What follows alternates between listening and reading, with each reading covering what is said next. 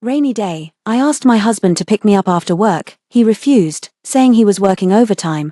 But when I ran to the bus stop in the rain, my husband's car happened to pass by and splashed water all over me. At that very moment, his female colleague also updated her status. Lucky to have you. Or I would have been stuck in the rain. The accompanying picture was a side profile photo of my husband driving.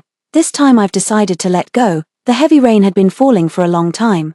By the time I got home, I was completely soaked. My husband Dean had just finished washing up and was coming out of the bathroom. He was taken aback by my appearance. "What happened to you?" "Because of the rain," I answered calmly, without making a fuss. At this time in the past, I would definitely have had a big fight with him. I would accuse him of not caring about me, and I would act like a madwoman, and he would watch my crazy actions with cold eyes. When I was tired from making a scene, he would say, "Had enough," and now, I stopped making a fuss. He, on the other hand, became uneasy. "Are you out of your mind?" I remained silent, slowly showing him the post his female colleague had shared. For a moment he was flustered, but quickly acted as if it were only natural. His tone grew more intense. "Are you getting jealous over nothing again?" When I said I had to work overtime, it was true. I finished the proposal later. It was raining too hard. Jessica couldn't get home. I couldn't just leave her. Could I? I didn't argue, just took off my soaked coat on my own. Seeing that I was ignoring him, he became even more worked up. "What, are you going to make a fuss with me over such a small thing? You're ridiculous, Dean. She can't get home in the rain and needs you to pick her up, so I don't need that. Is that it? How can you be the same as her? I haven't picked you up these past few years, and you've been just fine." As soon as these words were spoken, we all fell silent instantly. That's right, no matter the wind or rain, Dean never came to pick me up. Even during the peak of our romance, he would use the excuse of wanting me to be independent and make me squeeze onto the bus by myself. But now he would go out of his way to take a female colleague home. No matter how far it was, Dean never wanted to comfort me. Even when he knew he had said something wrong, he looked at me somewhat awkwardly, snorted lightly, and turned back to the bedroom, leaving me alone, standing there in a daze. I began to wonder why I had ever been with someone like that in the first place. Was it the brokenness of my family that made me so drawn to and lost in the slightest affection others offered? That night, I lay in the guest room bed, listening to the gentle patter of rain outside the window. Tears silently fell. The details I had deliberately ignored now flooded my mind like a tide. Early the next morning, I got up and began to organize my belongings. Dean frowned when he saw me busy after getting up. "What are you doing?" "I've made up my mind. Let's get a divorce." He seemed to have heard the biggest joke of his life. "Just because of this, you want a divorce? Do you think you're some young girl, still playing these games?" "Dean, this isn't an impulse, it's the accumulation of disappointment I have for you." My tone was incredibly calm. "All these years, I've been treading carefully in this relationship, but you've never truly cared about me. You're just being too sensitive. There's really nothing between me and Jessica." I stopped arguing with him and just sped up my packing. In the days that followed, Dean thought I was just throwing a tantrum and continued with his usual routine of going to and from work. As for me, I began to replan my life. I contacted a lawyer to arrange a reasonable division of property regarding the divorce. One day, Dean came home and saw me video chatting with a divorce lawyer. His face turned very unpleasant. He demanded, "What exactly do you want? Are you still not planning to end this farce? This is not a joke." As I spoke, I handed him the divorce agreement. "Take a look, and if you have no objections, sign it." He flew into a rage and threw the agreement to the ground. "Lillian, are you taking yourself too seriously? Do you think playing hard to get will keep me under your control? I advise you not to play these little girl games, they don't suit you." Just as I was about to retort, his phone rang with an incoming call notification. Out of the corner of my eye, I noticed the contact name was Jessica. Dean's face instantly turned somewhat unnatural. He avoided eye contact and instinctively tried to hide his phone. But I caught all of this. The subtle clues I had once overlooked now intertwined endlessly in my mind. I remember how he would sit at the dining table countless times, a smile playing at the corner of his mouth as he looked at his phone. When sleeping, he would turn his back to me to reply to messages, occasionally letting out a chuckle. He would even leave me behind during our occasional meals out because of a phone call. Back then, he always used being busy with work as an excuse. They said the boss was looking for him. Now it seems, it wasn't the boss at all. Jessica is more like it. "It seems you and Jessica really are just ordinary colleagues, getting so nervous just answering a call. Don't be unreasonable. She just had something work-related to discuss with me." After saying that, he walked a few steps away to the balcony. He deliberately lowered his voice and stepped aside to speak quietly. Although I couldn't hear what they were saying, from the way he kept glancing at me nervously, I could guess the gist of it. I ignored him. Bent down to pick up the divorce agreement from the floor, and gently brushed off the dust. After hanging up the phone, Dean tried to ease the tension. Don't overthink it. Jessica just asked me a work-related question. Let's not get divorced over such trivial matters, it's not worth it. I sneered. A small matter. It's all small matters in your eyes, but not in mine. Take a good look at this agreement. Give me your answer within a week, or I'll have to resolve this through legal means. With that, I turned and walked into the room, leaving Dean alone in the living room. Over the next few days, Dean seemed to be deliberately trying to win me over. He would bring small gifts home after work and take the initiative to help with household chores. Jessica no longer updated her social media as frequently as before. The last post read, "I understand you, you're so pitiful." A week later, I placed the divorce agreement in front of Dean again. His face turned very gloomy. "If you keep making a scene, Lillian, I've had enough of you these past few days. My mother isn't feeling well and is coming from our hometown tomorrow. Take her to the hospital for a checkup." He said it so matter-of-factly, but I had no reason to refuse. My mother-in-law treated me extremely well. It could be said that a big reason I made up my mind to marry Dean was because of my mother-in-law. 2 years ago, I was hospitalized due to illness. Dean is too busy with work and doesn't have time to take care of me. My father, on the other hand, used business trips as an excuse not to visit me in the hospital. My mother also refused to come take care of me, citing the need to look after my younger siblings. At that time, I endured the pain alone and went through the hospitalization procedures by myself. After undergoing general anesthesia surgery, I took care of myself. When I was desperate and helpless, it was my mother-in-law who came from our hometown to the hospital. She took care of me meticulously, and I even gained 5 pounds by the time I was discharged. Despite the disappointment and anger I felt towards Dean, but thinking of my mother-in-law, I really couldn't bring myself to refuse. Alright, when Mom comes up this time, I'll make it clear to her that we're getting a divorce. Dean didn't take it seriously, thinking I was just trying to manipulate him. He never believed I had the courage to divorce him. Divorce, after divorcing me, where will you live? Your parents won't agree to let you go back, will they? He looked at me mockingly, as if wanting to see me break down, to see me caught off guard, yet I looked back at him, calm and unruffled. I can live on my own. I must learn to love myself, no longer craving the love of my parents or my husband. The next day, I went to the station early to pick up my mother-in-law. Seeing her familiar and kind face, my eyes instantly welled up with tears. My mother-in-law held my hand, her face full of concern. "Lillian, are you and Dean having a disagreement? He's been calling me these past few days, and he sounds so distracted. Let's go to the hospital for the checkup first. After that, I'll tell you about what's going on between us." I took my mother-in-law to the hospital for her checkup.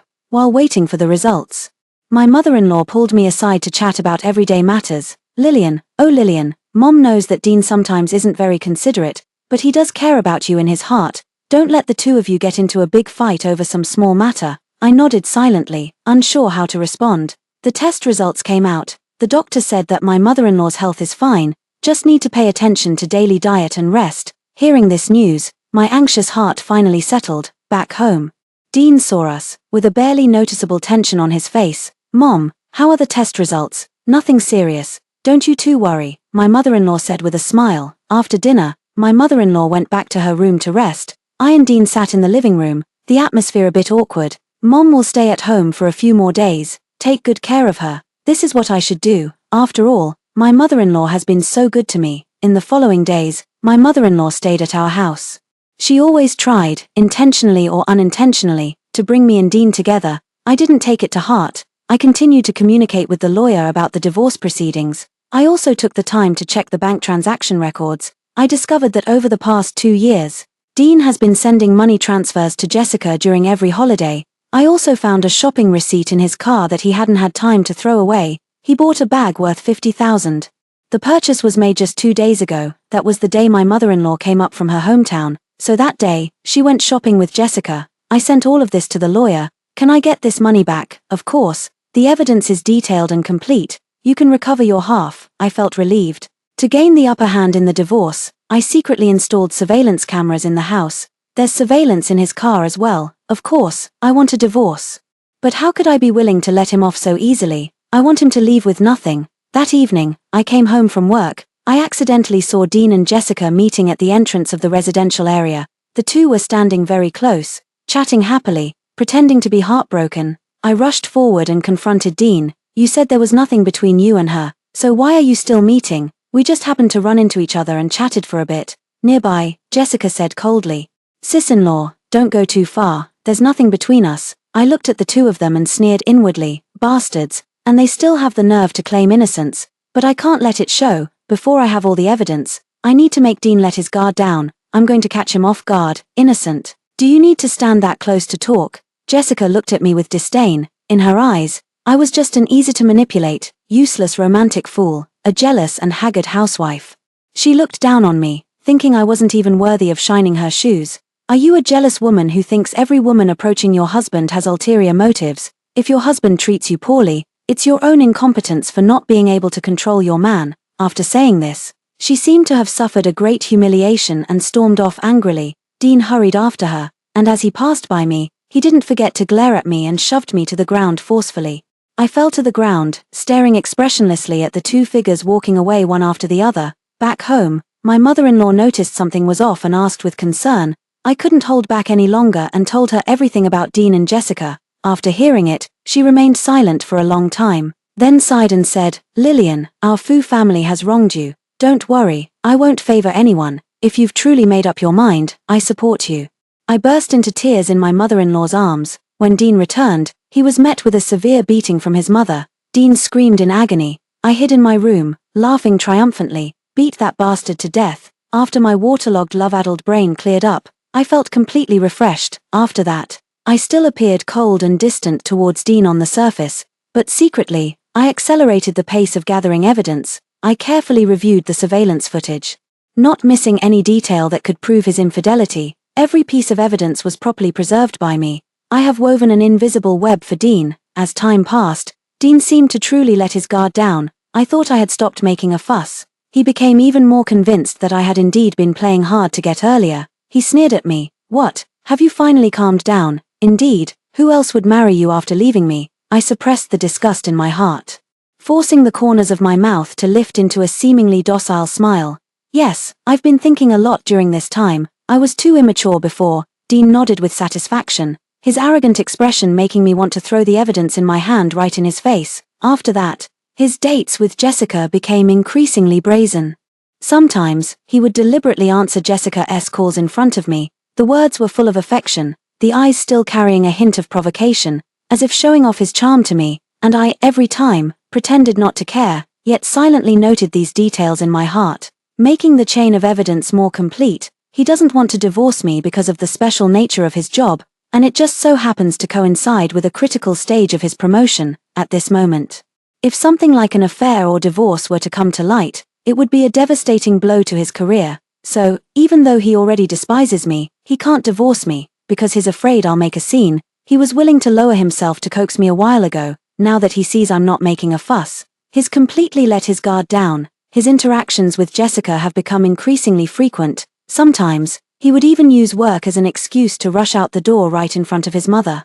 Little did he know that every move he made was under my control, and after learning the truth, my mother-in-law became even more caring and concerned about me. She often sighed quietly, as if feeling ashamed of her son's behavior. One day, I received a message from my lawyer. The evidence is more than sufficient to make Dean pay for what he has done in the divorce lawsuit. A sense of satisfaction surged within me. The time for revenge had finally come. I meticulously planned a family gathering. Invited Dean's mother and some of his relatives. Dean was still smugly thinking that I was going to reconcile with him in front of everyone. When everyone had gathered, I turned on the projector, displayed Dean and Jessica's intimate videos, chat records, and those shopping receipts as evidence one by one. The scene erupted into chaos. Dean's face turned from red to pale, and finally ashen. He flusteredly tried to explain, but faced with irrefutable evidence, everything seemed so futile.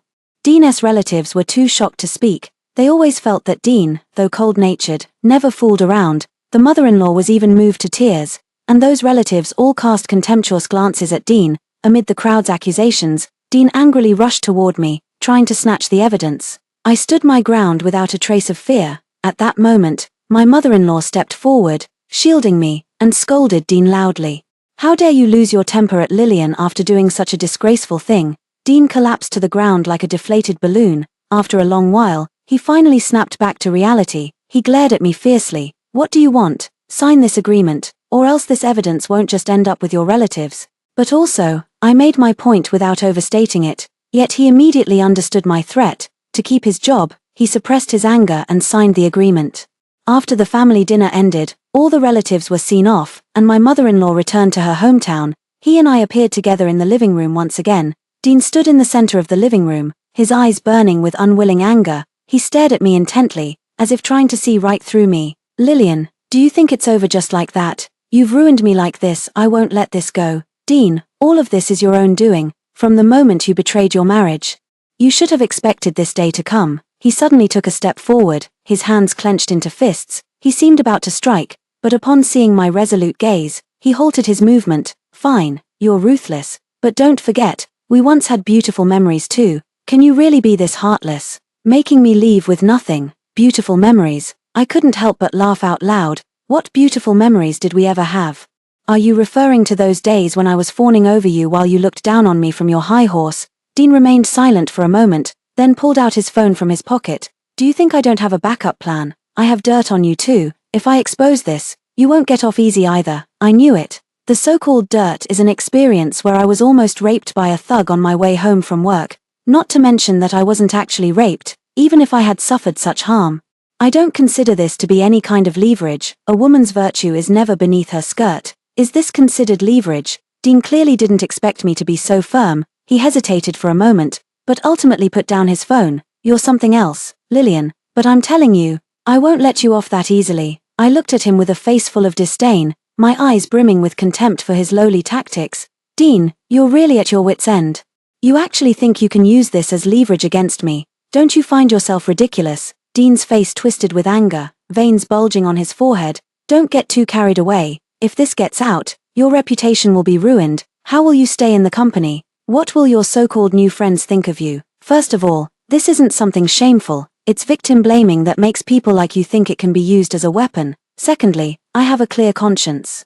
And I'm not afraid of anyone knowing." I straightened my back. "As for you, if you really spread this matter, it will only make more people see your ugly face. Then you can just wait to be despised by everyone." Dean seemed to have been hit where it hurts, and he frantically waved his phone. "Don't push me. I will really send it out. Go ahead, send it. If you send this message, what you'll lose won't just be your job and reputation, you'll lose everything." Of course, he didn't dare.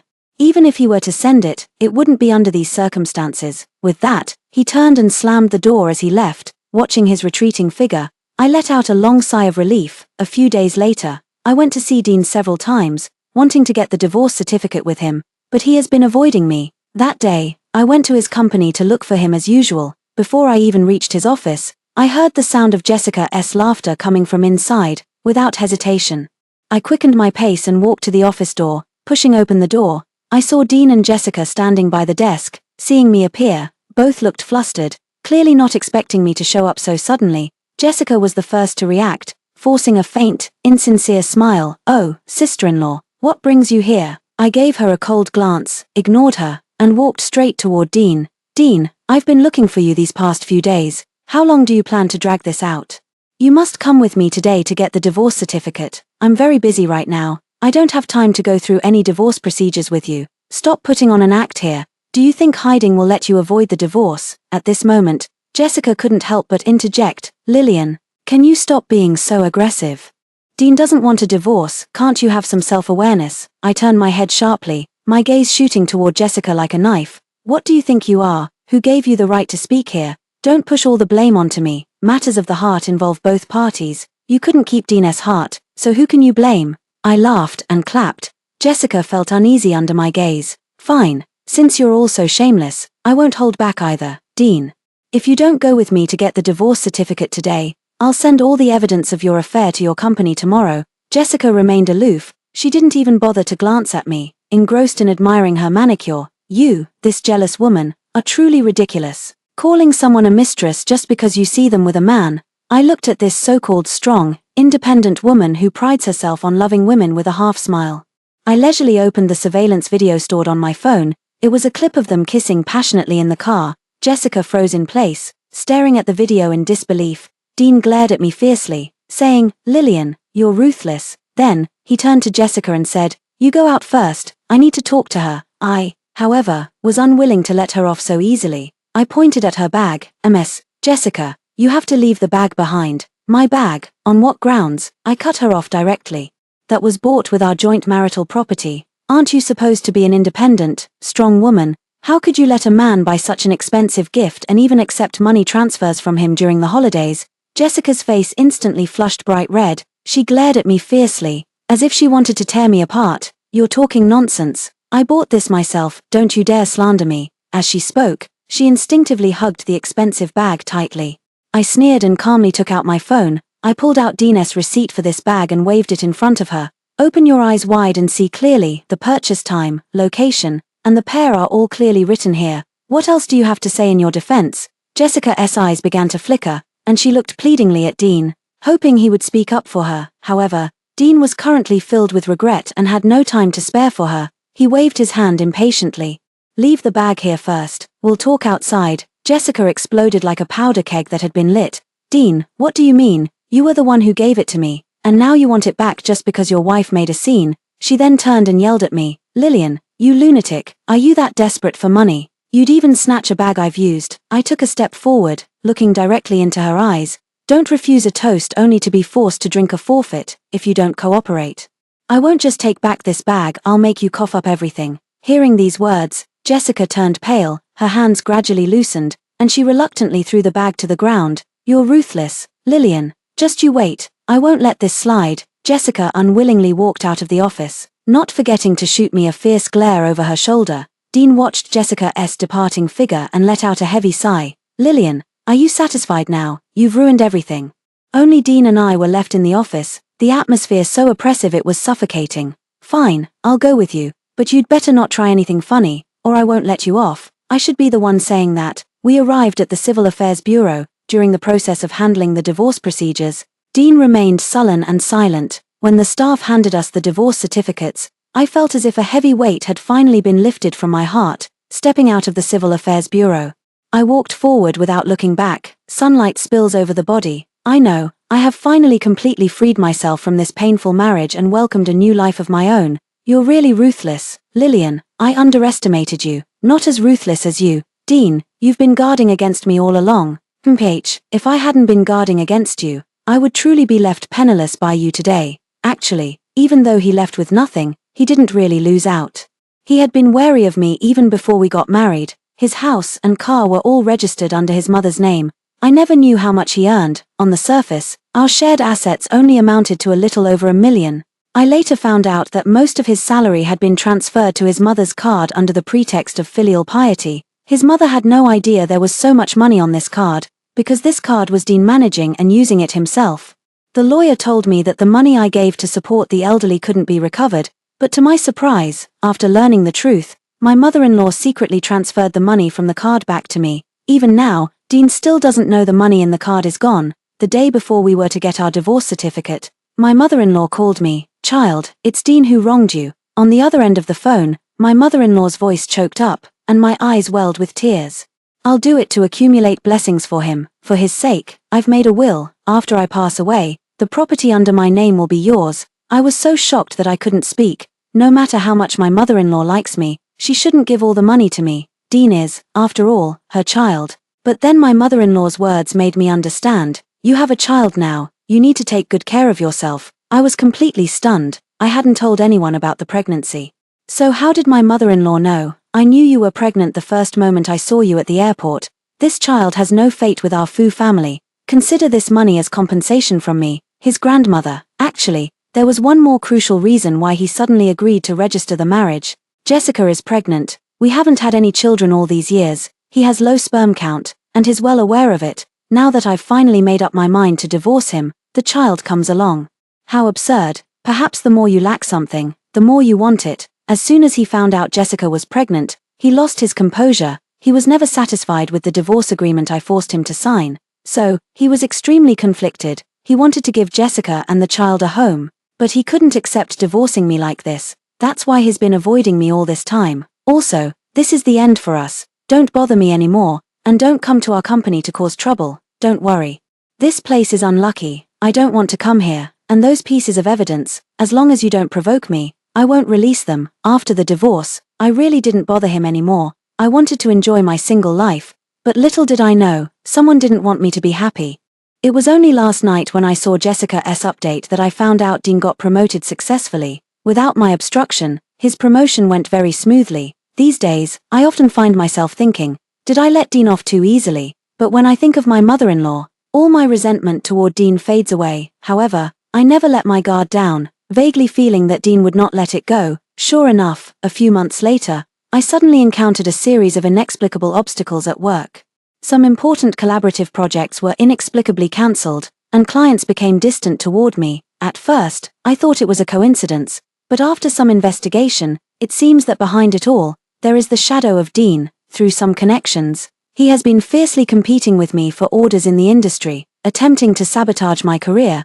I was not defeated by these setbacks. Instead, I quickly took action. I began actively communicating with those clients whose collaborations had been cancelled. I visited them in person with a sincere and detailed plan, explaining the conspiracy behind it all. Most clients expressed understanding, appreciated my professional attitude and crisis management skills, and were willing to reconsider working with me. To enhance my competitiveness, I invested more time and effort into strengthening the team's capabilities. I organized team members to participate in various professional training sessions, encouraging innovative thinking and the development of more competitive products and service solutions. In a crucial industry bidding project, Dean resorted to any means to secure the project, even maliciously lowering the bid price. I did not blindly follow the trend but instead highlighted the unique value and long-term benefits of our proposal. In the end, with our solid capabilities, we successfully won the bid. He learned of the result, a flicker of surprise flashing in his eyes, but soon, that sinister expression returned to his face. Lillian, I didn't expect you to hold out this long. Dean, did you really think these petty tricks could bring me down? You're too naive. Everything you've done will only drag you deeper into the mire. I turned and walked away. In return for his malicious targeting of me during this period, I exposed all the evidence of his affair with Jessica to the public, and demanded that Jessica repay the joint marital assets she spent during Dean and my marriage. Jessica was straightforward and sent me the money directly. She even teased me, "You must be really desperate for money." Perhaps she thinks she married a wealthy man. Revealing their affair evidence won't affect Dean much now. He has already been promoted successfully. Dean also came to mock me. What, are you this poor after divorcing me? Seeing his attitude, I knew he was still unaware of what his mother had done. I really look forward to the day he discovers the truth. I later found out that Jessica and Dean had already gotten their marriage certificate. It was the day after Dean and I went to get our divorce certificate, but they didn't hold a wedding. Perhaps because they themselves felt it was disgraceful. Jessica frequently updated her social media feed. She resigned and is focusing on staying at home to prepare for childbirth. She often shares her maternity photos in her updates, but there's no mention of Dean. Many people curiously ask her who the father of the child is. She replied uniformly, "Sorry, everyone. The child's father has a special job and it's not convenient to disclose." I laughed out loud. What kind of special job is it that can't be revealed? Clearly, it's because they're afraid of being seen by their colleagues. After all, anyone with common sense can tell that their union was the result of an affair during marriage. Jessica and Dean's married life was not as wonderful as they had imagined. Dean previously targeted me maliciously at work with various misdeeds, which were discovered by clients, causing his career to plummet. The executive from that bidding project, which Dean maliciously undercut, is a leading figure in the industry. That executive later spoke out about the incident and even declared they would no longer cooperate with Dean. As this news gradually spread throughout the industry, Dean's reputation was completely ruined. Former clients who had intended to collaborate with him cancelled their partnerships one after another, and he repeatedly hit walls. Meanwhile, Jessica's pregnancy expenses kept increasing day by day, which intensified the conflicts between the two. Dean was wary of Jessica and didn't tell her about his mother's bank card either, so much so that now Dean still doesn't know there's no money left in the card. On the other hand, I secretly went abroad to give birth to the child. If anyone asked, I would say the child's father had passed away, because life was such a mess. Dean didn't have the time to bother me either. I have actually kept in touch with my mother-in-law. I also let my mother-in-law video chat with my daughter. As time went by, my mother-in-law's health gradually deteriorated. In her final days, I stayed by her side and took care of her attentively, and Dean and Jessica were unwilling to take care of the elderly. Dean's friends even joked that he had a way with managing his wife. They thought it was his skill that made me, his ex-wife, take the initiative to care for the elderly. I ignored their sarcasm and focused solely on accompanying my mother-in-law. My mother-in-law looked at me and the child. her eyes filled with both relief and reluctance. "Lillian, you are a good child. I believe you will take good care of yourself and the child." I nodded with tears in my eyes, my heart overflowing with gratitude for my mother-in-law. After my mother-in-law passed away, Dean learned that his mother had already made a will, leaving all her property to me. He was furious, believing that all of this was a scheme I had orchestrated. He came to me aggressively, wanting to reclaim those assets. "Lillian, you wretched woman, you must have used some trick to deceive my mother into leaving all the assets to you. Dean, your mother did this because she saw your true character. These assets are her compensation to me, and her trust in me." Jessica also shouted from the side. "Don't think you can take all this property for yourself. We won't let this go." I sneered. "Go ahead and sue. I have my mother-in-law's will, and everything is legally sound.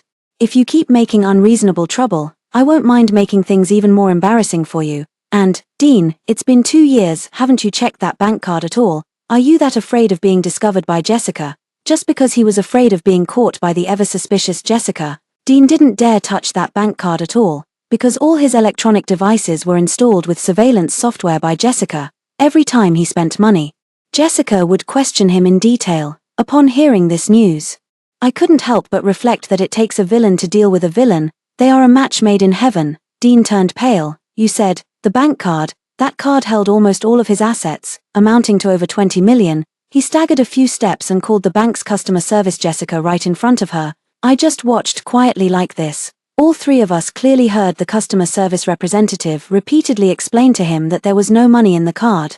Dean held the phone with a trembling hand, his face instantly turning as pale as paper, his eyes widened, fixed on me as if he wanted to devour me alive. "Lillian, what on earth did you do to that card? That's my money." His voice turned sharp and piercing with anger and despair. Jessica snapped back to reality at that moment. She charged toward Dean like a madwoman. She tore at his clothes while screaming hysterically, "Dean, how dare you hide so much money behind my back, you bastard. Now the money is gone. How are you going to support me and the child?" Dean stumbled from her grasp, nearly falling to the ground, and he pushed Jessica away forcefully. "How dare you say that? If it weren't for your constant suspicion, would I have to be afraid to even touch my own money?" The two of them started brawling right in front of me, hurling insults at each other, completely losing all sense of dignity. "Grandma left the money to me, it was her decision. And it's the retribution you deserve." Dean, seeing my resolute attitude, he was utterly devastated. He collapsed to the ground, his eyes vacant, muttering to himself, "It's over, everything is over." Jessica, seeing that she couldn't get any advantage from Dean, turned her spearhead toward me again. I looked at her disdainfully. "What do you want to do? Just bring it on. I have my mother-in-law's will, everything is legal and reasonable." Jessica glared at me unwillingly, then turned and dragged the devastated Dean away. After returning home, Dean drowned his sorrows in alcohol all day, neglecting the children. Jessica looked at him like this, her heart filled with regret and anger.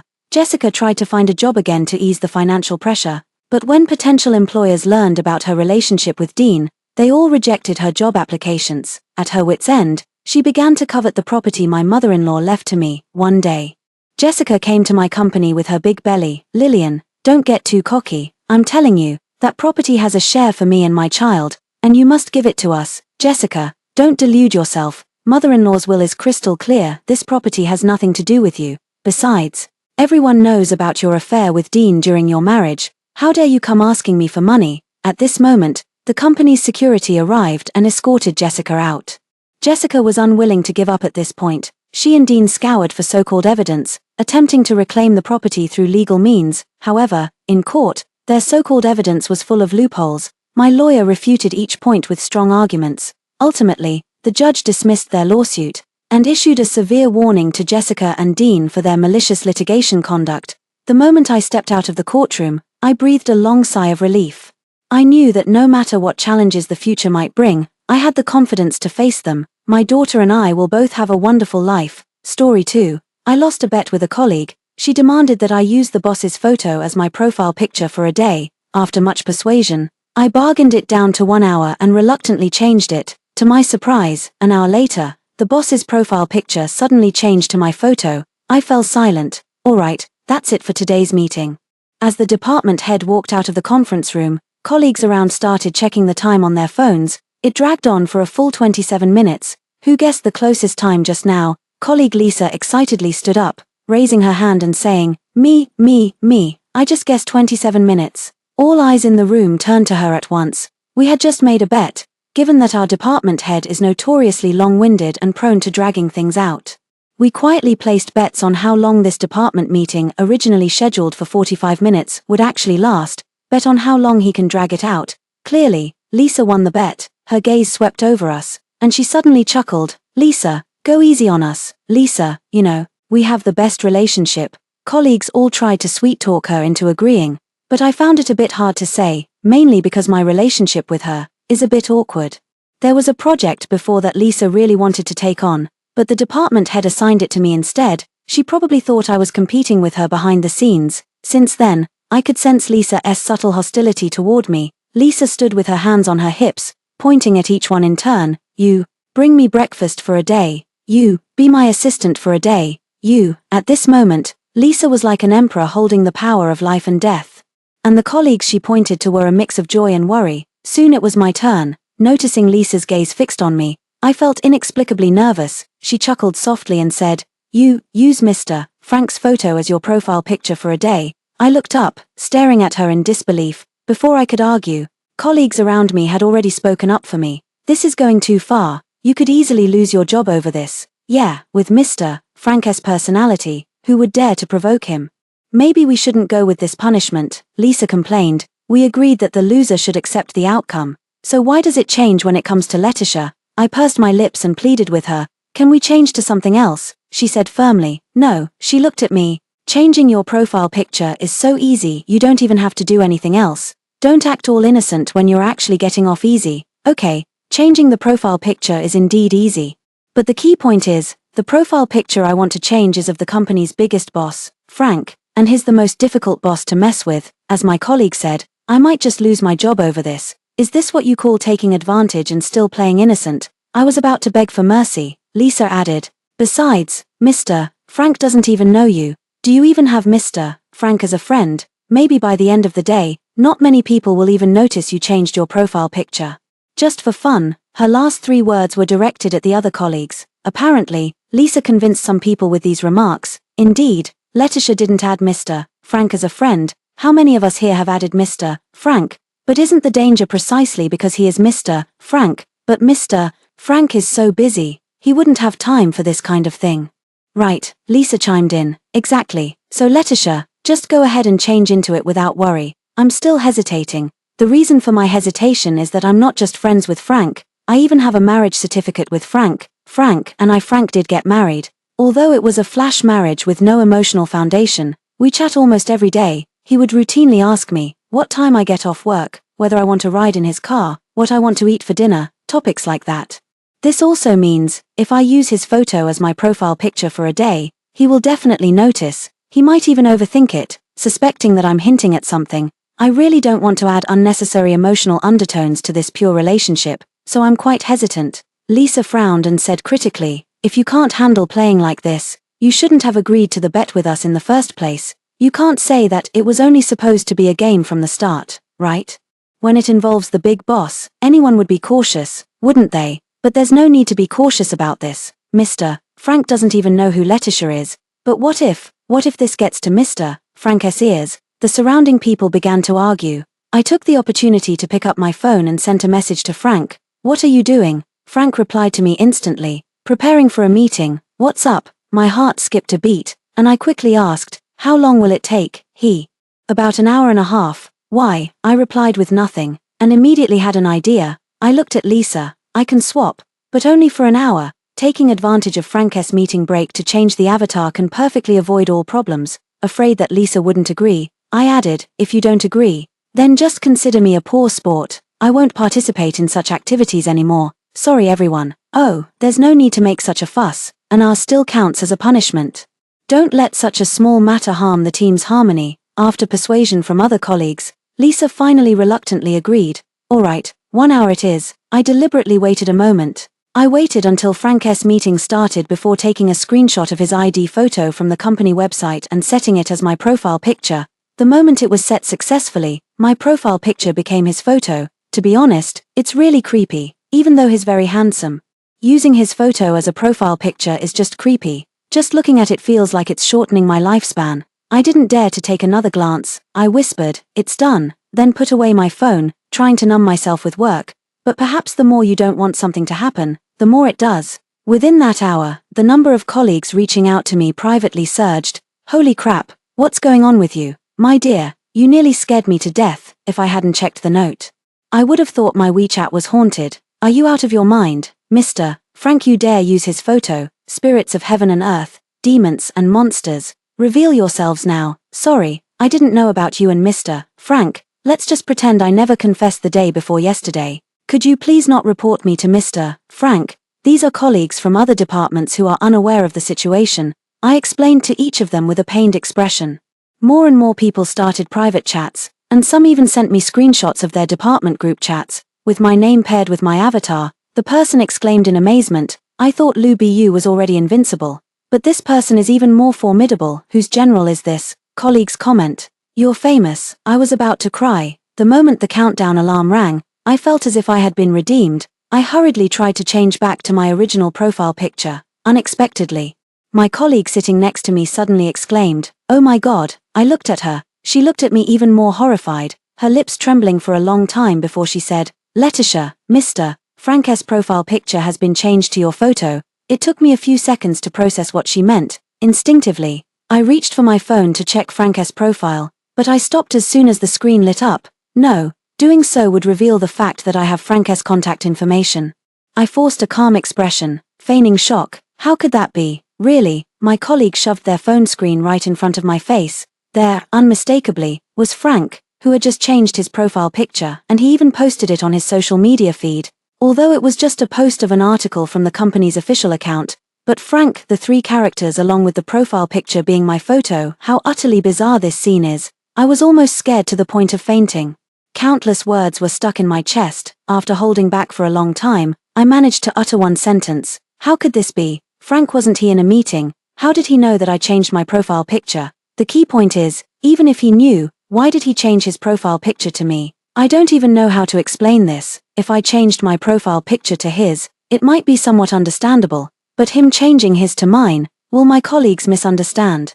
Although the relationship between him and me is real, I really don't want to be misunderstood like this. My mind is in turmoil. I instinctively wanted to contact Frank, but Lisa walked over leisurely and said, Sorry, Letitia, I have a friend who knows Mr. Frank. I just shared this with him for fun, and I didn't expect Mr. Frank to find out. I looked up at her. She said the words of apology, but there was not a hint of remorse in her eyes. Are you doing this on purpose? Lisa looked innocent.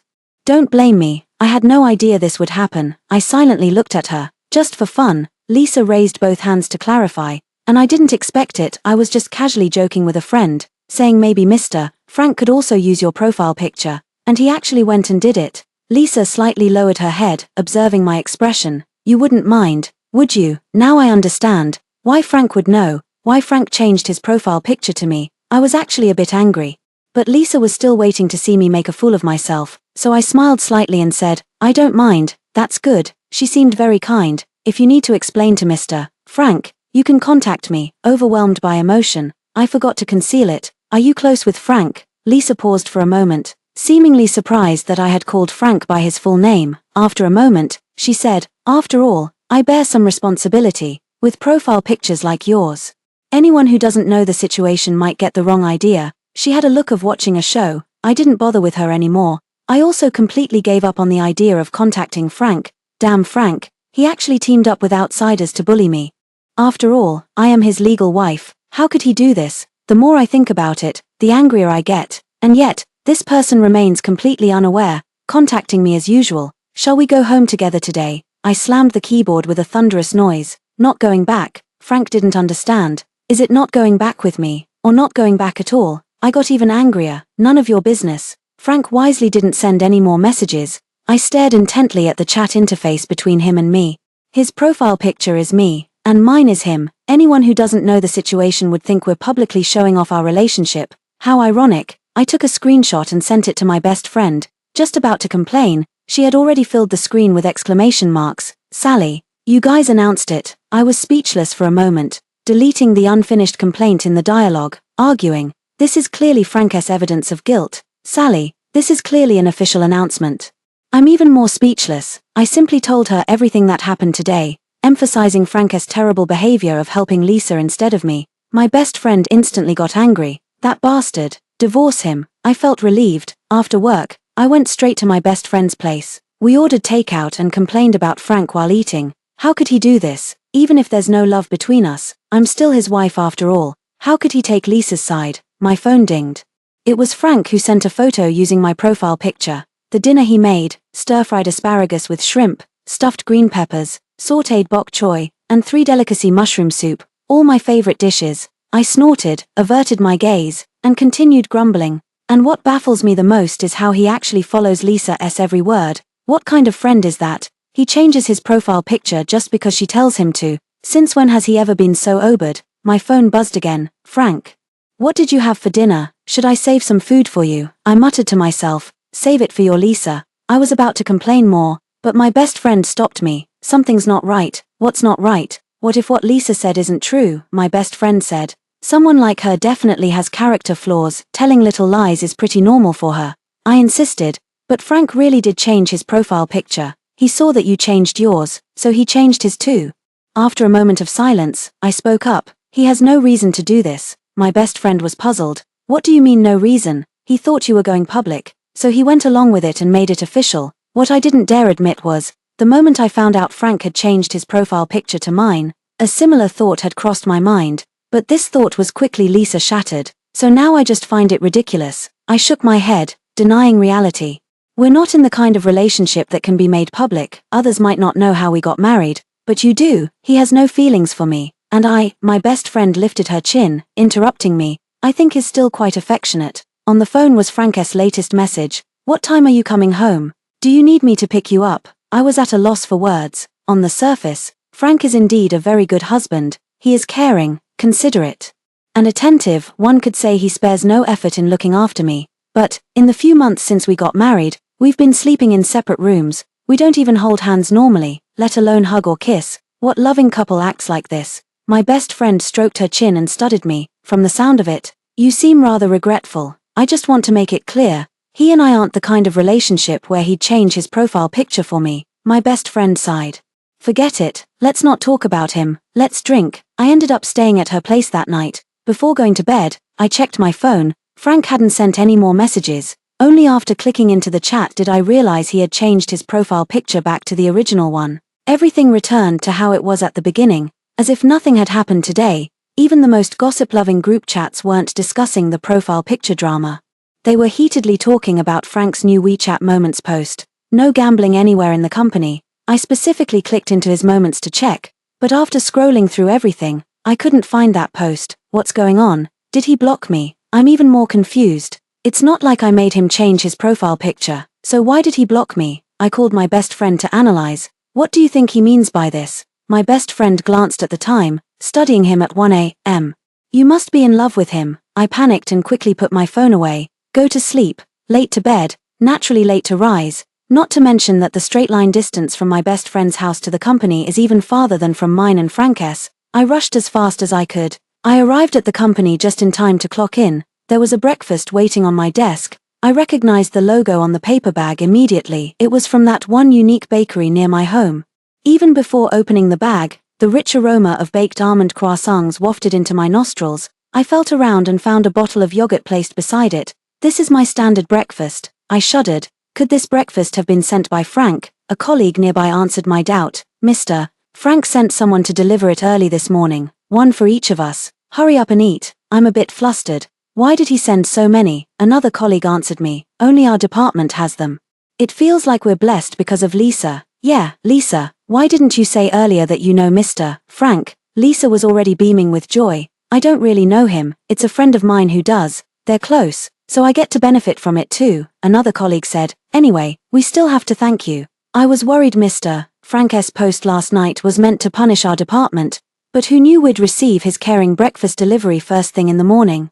Another colleague cupped her chin with both hands, her eyes full of longing. Is this a case of doing something for one person, but treating the whole department? Unlucky. I silently set that breakfast aside, and just then, the culprit had to send a message. I left breakfast on your desk. Remember to eat it. I ignored it. It was something everyone got. Why did he have to make it sound like he bought it especially for me? I checked my schedule to review today's work. The The gossip around me continues. No wonder Lisa dared to have Letitia change Mr. Frank's profile picture yesterday. She has someone backing her up. You and your friend really know how to have fun, actually getting Mr. Frank to change his profile picture to Letitia. Haha, I totally misunderstood yesterday. Me too. I thought Mr. Frank and Letitia had something going on. Lisa smiled faintly and said, Letitia, you don't mind, right? Consider this breakfast as Mr. Frank's way of apologizing to you. I rolled my eyes in secret. The colleagues around were full of gossipy delight. Wow, this is like the ancient tale of lighting the beacon to amuse the nobles, isn't it? It's just a pity for Letitia. Haha, to make Mr. Frank obey every word. Your friend must be a real beauty, right? Mr. Frank is chasing after your friend, isn't he? I'm truly amazed. I thought someone with Mr. Frank's personality would never chase after girls, but it turns out he's so good at pleasing them. I tried very hard to immerse myself in my work, but the voices around me drowned out everything. I find it unbearable, especially after learning that Lisa's friend is a girl. This unbearable feeling reached its peak. Lisa said cheerfully and teasingly, oh, I'm not sure what their relationship is. If there's good news, I'll remember to let everyone know. I heard my own voice refuting Lisa. Is that so? But Frank is already married to me. Is your friend trying to be the other woman? The surroundings suddenly fell dead silent. All eyes turned to look at me. The sharp ringing in my ears faded. And only then did I realize what I had said. My heart is pounding wildly, as if it's about to leap out of my throat. I try hard to swallow, the first to snap out of it.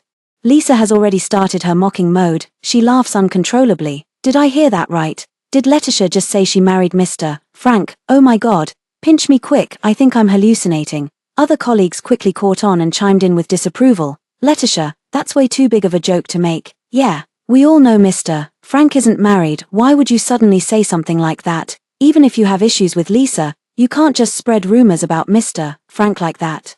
Be thankful there are no outsiders here. Or else if this gets to Mr. Frank's ears, you'll really be in for it. This situation was beyond my expectations. I had to reiterate, I really married him. Frank, it's absolutely true. The looks from my colleagues around me are getting stranger. Some even carry a hint of disdain. Even the colleague I'm closest to, sitting beside me, quietly pulls my hand under the table. Stop talking. Lisa laughed and stood up directly. Letitia, you really need to know when to stop joking. Leaving aside the fact that I've never even heard of Mr. Frank being married, you say you and Mr. Frank are already married. Do you have any proof? Don't you not even have his contact information? Meeting Lisa's gaze, I said, I have his contact information. Oh, you do, Lisa said with a mix of surprise and realization. Don't just pick someone from your friends list and pretend they're Mr. Frank. You know, I can always ask Mr. Frank to confirm. She waved her phone. I pursed my lips and decided to throw caution to the wind. Go ahead and verify it then. Verify it right now. Go ask Frank if I'm really his wife or not. Even though I don't know Frank very well, I'm well aware that he wouldn't lie about something like this. No matter what ambiguous relationship he and Lisa's friend had, the fact that he and I got our marriage certificate is an ironclad reality. He doesn't lie, nor is there any need to lie about something like this. I'm confident about that. Lisa slightly changed her expression. At this moment, I felt somewhat relieved that I had only said I was married to Frank. If I had said that Frank and I had a very good relationship as a couple, then the one who would be proven wrong next would be me, under everyone's watchful eyes. Lisa picked up her phone. After a moment, she put it down and gave me an innocent smile. That doesn't seem right. You're clearly Mr. Frank's wife. So why am I the one being asked to verify it? She leisurely sat down. This matter really shouldn't involve me stepping forward. You should handle it yourself. The other colleagues also turned their gaze toward me. There was really no need to back down from this. I picked up my phone and dialed Frank's number. Just before it connected, I hung up, and a terrifying thought suddenly crossed my mind. What if Frank really doesn't cooperate? Wouldn't I completely lose face? I thought. I can't be impulsive anymore. I need to get in touch with him first to coordinate and make all the arrangements. Lisa saw me hang up the phone, and her expression brightened. Why did you hang up? Wasn't it Mr. Frank on the other end? At least let him say a few words so we can hear Mr. Frank's voice. Sighs of disappointment came from among the colleagues. I said, there's no need to make a call. Facing Lisa's triumphant gaze, I said calmly, Frank is right upstairs. Wouldn't it be better if I invited him down to speak with you personally? Lisa's face suddenly changed. A collective gasp rippled through the room. Just before leaving the office, I could still hear Lisa's scornful voice. Do you really believe she can invite Mr. Frank? Just wait and see, with such a big fuss. I wonder how she'll handle the aftermath. I can only say that as confident as I was when I left the office, I was equally panicked when I stepped into the elevator. I was thinking about that 1 in a million possibility. What if Frank really doesn't cooperate with me? The mouth is his, so naturally he can say whatever he wants. If he doesn't want to speak, there's nothing I can do to force him. I leaned against the cold elevator wall, feeling somewhat helpless. Frank, how could he have connected with Lisa's friend? Anyone but Lisa. The thought of her hypocritical, smug smile makes me furious. I can't be sure, in Frank's heart, who matters more to him, me, his insignificant wife, or Lisa's close friend he's so passionate about. A sudden ringtone interrupts my thoughts. It's Frank calling, needing a favor from him. I softened my voice even more. Hello. Frank paused for a moment, cleared his throat. You just called me. Sorry, I didn't answer. Is there something you need? I asked directly. Where are you right now? Just got back to the office. Can I come up to see you? I asked softly. I have something I want to say to you. Cough. Frank, this time he was really choking. He coughed a few times, clearing his throat as he spoke. Why yes, come on up. I've given your employee card access. The elevator will take you directly to my floor. Okay. I obediently hung up the phone. Frank seemed very easy to talk to. Most of my anxiety faded away, and I thought he probably wouldn't refuse me. After all, it was him who first offered to take care of me. Now that I need him, shouldn't he step up? I swiped my employee card and pressed the button for his floor. The elevator reached the 10th floor in the blink of an eye. As I stepped out of the elevator, his assistant was waiting by the door. Are you Letitia? Please follow me. Mister, Frank is waiting for you. I followed closely behind him, watching him push open the door to the CEO's office with such ease and composure. I stepped inside. Frank was standing by the floor-to-ceiling window. His silhouette looked somewhat lonely. Hearing the sound, he turned around, looking even more haggard from the front. There were even dark circles under his eyes. I wondered to myself, did I come at a bad time? Is he having trouble at work?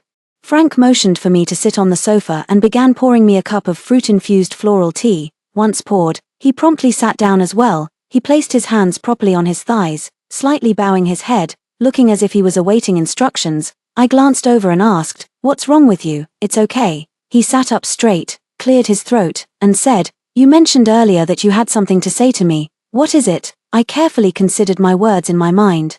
Should I be straightforward or more tactful? Suddenly raising my eyes, I unexpectedly met Frank's hesitant and faltering gaze. My heart warmed, and I spoke without thinking. "I want to make our relationship public at the company." "What?" Frank widened his eyes, his voice even trembling. I had never seen him react so strongly. After all, Frank has always given me the impression of being calm and steady, but his reaction now was as intense as a cat with its fur standing on end, afraid he might refuse.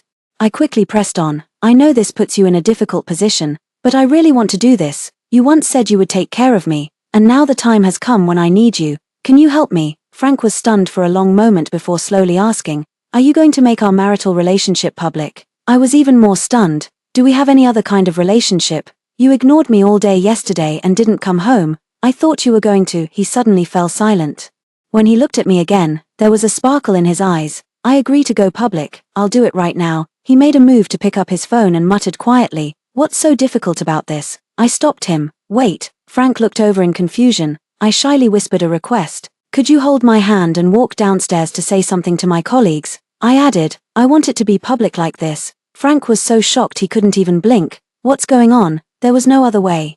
So I had to spill everything about Lisa. Fearing he might be concerned about Lisa's friend, I emphasized, "I know this is difficult for you, but," I braced myself and said, "But after all, we are husband and wife now. In a way, what you and she are doing could be considered emotional infidelity. Of course, I'm not trying to blame you. I might even step aside for you and her afterward. But could you help me first?" Frank's expression shifted between gloom and uncertainty, murky and unclear. I whispered, softer and softer, "Please, I beg you." Frank finally calmed down. "Lisa, who is she?" I thought he was unwilling and muttered, "You even changed your profile picture because of her yesterday. And now you're asking such a question." "Didn't I change my profile picture yesterday because of you?" I was stunned. I looked at him, and he looked back at me. "You suddenly changed your profile picture to me yesterday, and I thought you were hinting at something, so I changed mine too." "But Lisa clearly said it was her friend who told you about this. During yesterday's meeting, someone did call me, which inadvertently made me aware of your profile picture change." I quickly wanted to say, "Then this must be Lisa's friend," but Frank spoke faster. "But he's a man." I was even more stunned. Frank said, "A partner's cousin, not very close. Do you need me to call him now to verify?" I nodded. then shook my head. It was already very chaotic. Frank had unknowingly crouched down in front of me at some point. He didn't touch me, but his eyes followed me closely. I haven't been ambiguous with any girl. Do you believe me, rather than believing him? What concerned me more at the moment was the fact that he had changed his profile picture. The avatar changed because of me. To be honest, this seems even harder to believe than him changing his avatar because of Lisa or Lisa's friend, just because of me. Why did you? I murmured softly. Is this also a way of caring? To preserve my dignity, Frank looked into my eyes. He said nothing, just kept looking. For a moment, I almost understood what he meant, but the phone in my hand suddenly rang. It's the department head. I hurriedly answered the call. The usually long-winded and procrastinating boss started yelling at me right away. Letitia, what on earth are you doing during work hours? I heard from others that you even dared to impersonate Mr. Frank's wife. If you don't want to work here anymore, just get out now, be in my office in 3 minutes, and if you can't explain this whole thing clearly, you're— The phone was suddenly snatched away by Frank. He interrupted with a stern expression. Mr. Gary, is that the tone you use to speak to my wife? There was a 2-second pause on the other end of the line. Mr. Frank. Frank didn't listen to his excuses and hung up directly. He looked at me, a hint of pleading in his eyes. Now, will you hold my hand and walk downstairs with me in public? I walked into the elevator side by side with Frank. He was very busy, yet still found time to make calls and give instructions to some people about some matters. I studied his handsome profile through the elevator's interior wall. That question surfaced in my mind once again. Why, Frank, why would he do this because of me? I was absolutely certain that there was no affection between us. And getting married with him was a complete misunderstanding from start to finish, all because of a child that never existed. It was a cliché one-night stand beginning. I was set up by my previous company's boss, and while escaping, I stumbled into the wrong room in a daze and ran into a drunken Frank. My memory of that night isn't very clear. I only remember that I was the one who made the first move. Frank said he would take responsibility for me after waking up. But everything was an accident to begin with, and besides, the experience of sleeping with a top-tier handsome guy was far better than with a bald boss. I rejected his marriage proposal. He didn't insist, but instead started taking responsibility in another way. He helped me get rid of the unscrupulous boss and the colleague who set me up, sending them both to prison. After that, he and I never contacted each other again. We met again downstairs at the company. I never expected that my second job search would lead me right to his turf. The newly issued pre-employment medical report in my hand shows that I am pregnant. Being pregnant does not affect my employment, but it affected Frank's judgment of me. He once again proposed getting married, wanting to take care of me and my child. At the same time, he also mentioned that if I didn't want to keep the child, he would still need to stay and take care of me. After all, he had a responsibility in all of this. At that time, I was completely stunned. My periods have always been irregular, a lingering issue from my childhood. On top of that, with all my blood relatives now gone, this child held an indescribable attraction for me. I went back and forth in my mind, and finally decided to keep the baby. Getting married and starting the new job happened at the same time. I still remember that day clearly. It was the day I moved all my belongings to Frank's place and, before I even had a chance to unpack, found an anonymous letter on the desk. It was written by a woman who joined the company at the same time as me. Her wording was tactful, but the letter was filled with absurdity as she told me that, in fact, I wasn't pregnant. It turned out she had discovered her own pregnancy before the medical checkup, but, learning from past experiences, she was terrified that a major company like RH might fire her for it, so she secretly swapped her urine sample with mine. In the letter, she expressed relief that I had been hired. At the same time, she once again apologized, hoping that this matter hadn't caused me any trouble. I truly felt at that moment that fate was playing a trick on me. How could it not be troubling? I even got married to Frank because of this child, only to be told the very next day after getting the marriage certificate that this child never even existed. Frank sat facing each other, neither of us speaking. My luggage, large and small bags, was still scattered messily in various corners of his house. A deathly silence fell. I twisted my fingers and tried to speak. Since the child doesn't exist, maybe we should just call it quits, after all. We only just got the marriage certificate. Frank looked up from the letter, his expression serious as he said, "Marriage is not a game." He tossed the letter aside and reiterated, "Besides, it's my duty to take care of you. Even without a child, I should still look after you." He began to unpack and arrange my luggage, and so, I settled into his home. These past few months since we got the marriage certificate, just as he said, he has taken very good care of me, but that's all there is to it. Nothing more. Sometimes I even wonder if having that child would have made things better. After all, that non-existent child is the very foundation of this marriage. If we had a child, my daily interactions with him wouldn't be so rigid and repetitive, even as the child's parents. It's possible that Frank and I might develop some feelings for each other. Frank suddenly grabbed my hand. I looked at him in shock as the elevator doors opened on both sides. He smiled gently, his voice steady. "We're here. Let's go." Frank held my hand and led me into the department's large office. The room fell completely silent. This was clearly the scene I had been most looking forward to from the very beginning. Now that it's actually happening to me, I feel inexplicably timid. The department head, Mr. Gary, had already stepped forward to greet us. Frank didn't look at him, just said, "I'll say a few words and then leave." He changed from holding my hand to wrapping his arm around my shoulder, turning me around to face everyone together with him. "Letitia is my wife," Frank spoke softly, yet his voice carried enough to fill the entire office. "The reason I didn't make it public is because I felt personal matters don't need to be brought into the open. My marital status is irrelevant. But I never expected it would cause her harm. She is my wife, and I, Frank, will only ever have this one wife." Frank glanced at me, tightened his arm around my shoulder, and said solemnly, "I like her very much, I respect her deeply, and I love her dearly. I hope everyone will stop misunderstanding her from now on." As soon as he finished speaking, the HR manager walked in with a few people. Frank smiled. Now, to settle some personal matters, instead of resolving it privately, he straightforwardly asked in public, "Lisa, who is that?" No one responded, no one stood up, but everyone's eyes turned in unison toward the direction where Lisa was. Frank instantly understood. "I changed my profile picture yesterday as a playful gesture with my wife. I thought she wanted to go public with our relationship at the company, which is why I was so eager. But what does any of this have to do with your friend?" Lisa slowly stood up, her face pale, not uttering a word. Frank feigned confusion. "Which friend of yours? Liam, isn't he a guy? Isn't he your boyfriend? When did I ever have anything ambiguous with him?" A series of questions made Lisa immediately kneel in apology.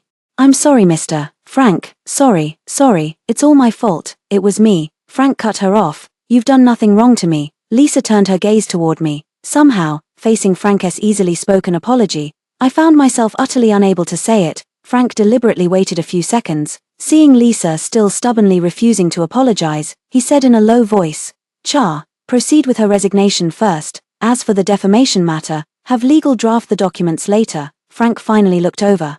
"It doesn't matter if you don't apologize to my wife, you can say it in court." Lisa's fingertips dug fiercely into the edge of the table. Other colleagues looked at her with either contempt or disgust. Moments later, Lisa suddenly became hysterical. "You can't do this, I'm Liam's girlfriend, you can't fire me. Even for his sake, you can't." Frank interrupted her. "What face does Liam have?" He usually didn't speak so bluntly, but now he was going all out, not to mention Liam.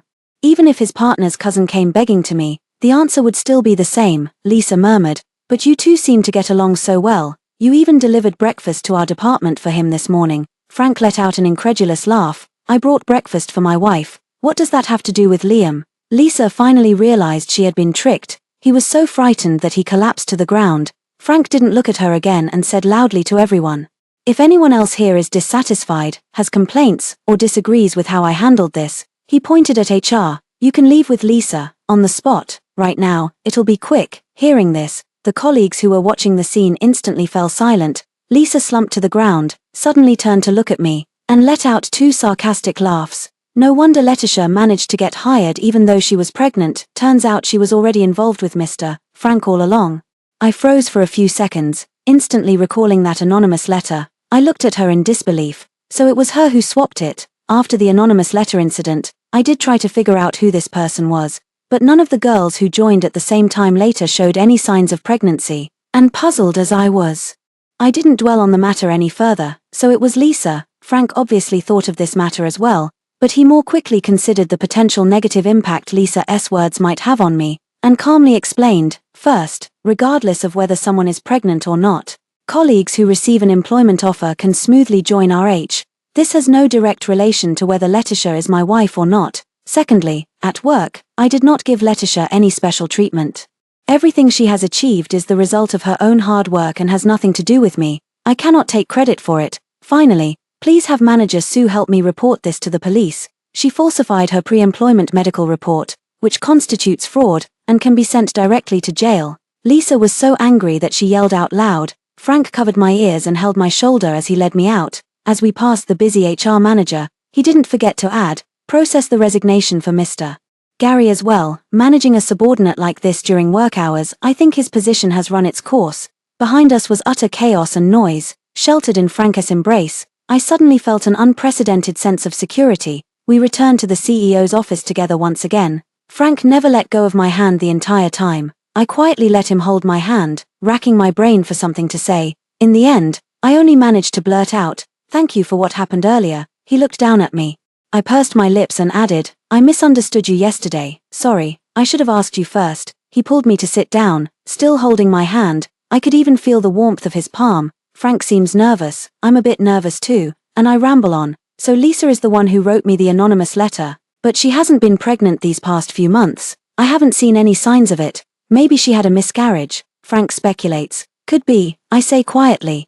I don't understand why she dislikes me so much. Letitia, Frank suddenly called me. I felt inexplicably nervous. Do you think the way we were before was good? He didn't specify, but I understood what he meant. It's two strangers forced to share the same roof, sleeping in separate rooms, not holding hands, not hugging, not kissing, just like roommates. Yet the nightstand is locked with 2 marriage certificates. Frank said, "I don't think it's good." He let go of my hand and instead knelt in front of me, holding my knees. "Originally, I wanted to wait for you to adjust. I didn't want you to resist me. I wanted you to gradually accept me in your life. But now I feel this is too slow. Letitia, I don't want you to misunderstand me," Frank said wearily. "Last night I was really scared. You ignored me, and I panicked. I was afraid that changing my profile picture had made you angry. I was afraid I'd offended you.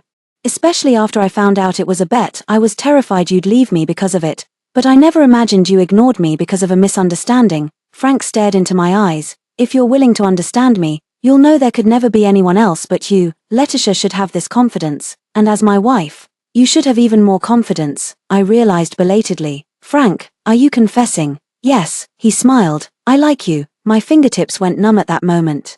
Suddenly at a loss for words, I shrugged my shoulders awkwardly. Frank's hand rested on the edge of the sofa to my right, and he leaned in, gently kissing the tip of my nose. My eyes widened, and I froze. He whispered, "I'll always be like this from now on, so get used to it, okay?" His gentle whispers were like the most potent aphrodisiac. My cheeks instantly burned, and I knew without looking that I was blushing. He observed my reaction, slowly, again and again, gently placing kisses on the cheek, the dimple, and then the corner of the mouth. His breath brushed against my face, and I slowly felt a wave of shyness, clutching at him helplessly. "For today, let's just get used to it this far, okay?" Frank didn't pull away, only saying, "It's been almost half a year since we got the marriage certificate." I was startled. "You just kissed me 4 times. His voice slightly hoarse, not even meeting the quota of 1 kiss per month on average.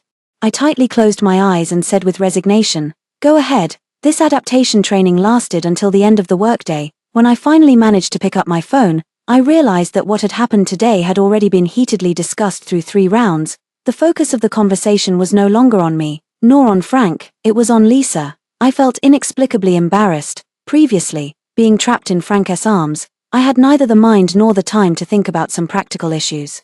Now this problem is right in front of me. I look at the satisfied man beside me. How am I supposed to go back to the department and work tomorrow? This scene, this situation today, how can I face my colleagues with a straight face from now on? Frank rarely paused. He bowed his head and bent over, speaking in an extremely ingratiating tone. "How about coming to work at the CEO's office tomorrow? That way we can get used to each other every day." I glanced at him and said arrogantly, "Wishful thinking. Keep dreaming, end."